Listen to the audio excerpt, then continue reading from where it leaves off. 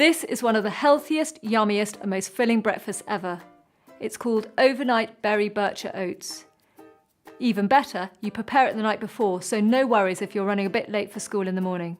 Just give it a stir, and if you like, throw some more berries and drizzle some maple syrup on top.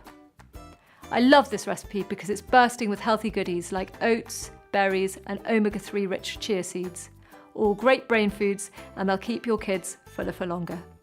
In a big bowl, pour in 100 grams of oats. Then add 250 ml of whole milk.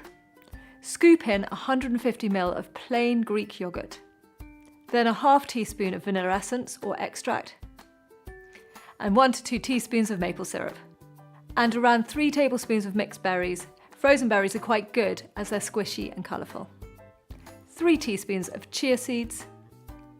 Then give it all a big mix together. You might want to squish the fruit if it's fresh. Cover it and put it in the fridge overnight. Then in the morning it's ready for action. As I said, you can top it with more berries and maple syrup if you want.